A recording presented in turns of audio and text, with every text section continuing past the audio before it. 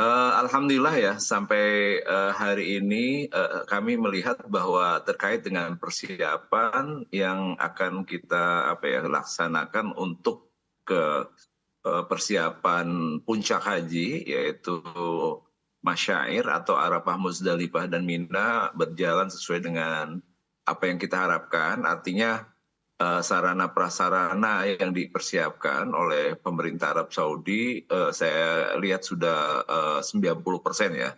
Tinggal mungkin ada beberapa hal yang perlu penyempurnaan-penyempurnaan, dan ini saya kira membuat kita optimis lah, mudah-mudahan tahun ini kaitan dengan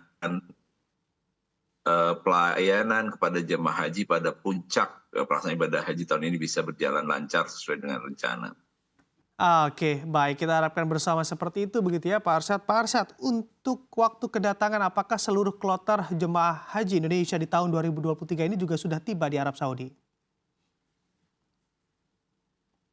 Sampai hari ini ada 192.000 jamaah haji yang tiba di Arab Saudi, artinya sekitar 91% ya.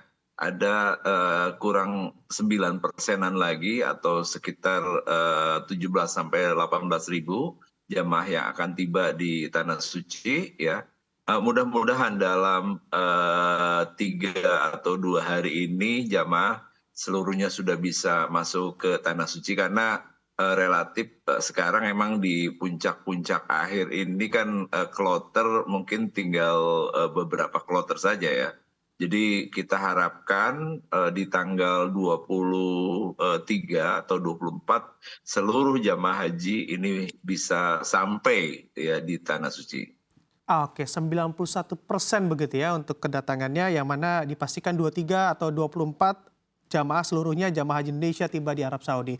Pak Arsyad, kami juga ingin menanyakan bagaimana tingkat distribusi konsumsi di sana. Apakah memang aman bagi seluruh peserta ataupun jamaah haji Indonesia? Alhamdulillah, berdasarkan pantauan kami, baik di kota Madinah ataupun di kota Makkah, pelaksanaan distribusi kaitan dengan catering jamaah haji berjalan lancar ya.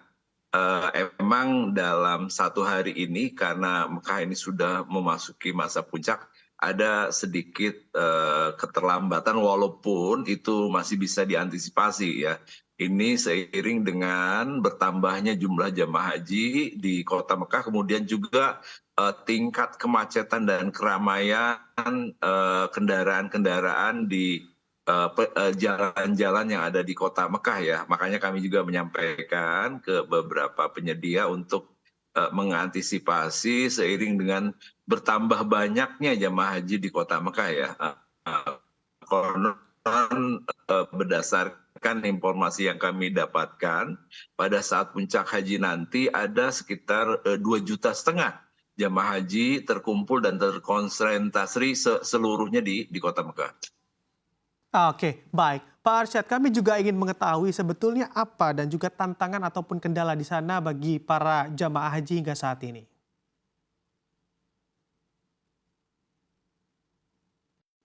Mungkin yang paling menonjol pertama apa, cuaca ya. Cuaca kita di sini kan emang panas ya.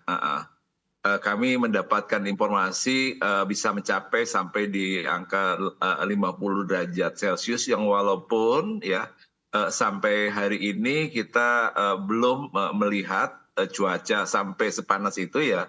Kami lihat kemarin di angka 45 sampai 46 derajat Celcius ya. Kemudian yang kedua, kaitan dengan jamaah haji kita kan sebagian besar juga emang baru ya masuk ke Tanah Suci ya. Mereka untuk pengenalan kaitan dengan lokasi-lokasi yang ada, terkadang saking semangatnya mereka melaksanakan ibadah haji itu, di awal-awal itu mereka saat melaksanakan umroh wajib langsung saja tidak melakukan orientasi, sehingga tidak sedikit dari jamaah haji yang setelah selesai melaksanakan umroh wajib itu mereka kesasar ya. Saya kira ini juga perlu menjadi perhatian bagi jamaah haji yang belum berangkat supaya mereka mempersiapkan diri, artinya ketika masuk ke tanah suci dan sampai di hotel mereka masing-masing, sebelum melaksanakan ibadah haji saya kira perlu melakukan orientasi sebentar untuk lokasi, jalan, kemudian ciri-ciri fisik dan lain-lainnya ya. Kemudian yang lainnya saya kira karena Mekah ini sekarang juga sudah masuk suasana padat, kami juga minta jamaah haji untuk berhati-hati ketika di tanah suci ya. Jadi ini juga perlu menjadi perhatian. Khawatir mungkin akhirnya saya kira kaitan dengan masalah keamanan ya. Saya kira ini juga perlu menjadi perhatian. Jangan sampai juga nanti jamaah haji pada saat melaksanakan ibadah, khususnya pada saat berada di Masjidil Haram, saya kira tidak perlu membawa uang ataupun hal-hal lain yang berharga yang membuat mungkin kondisi jamaah bisa ya terancam atau apa ya. Jadi cukup biaya atau uang, sejumlah uang yang mereka pakai untuk keperluan-keperluan yang bisa mereka belikan untuk makanan kah atau untuk transportasi, walaupun memang transportasi saat ini masih tersedia ya untuk sholawat, bis yang shuttle mengantarkan jamaah dari hotel masing-masing ke masjid atau sebaliknya. Baik.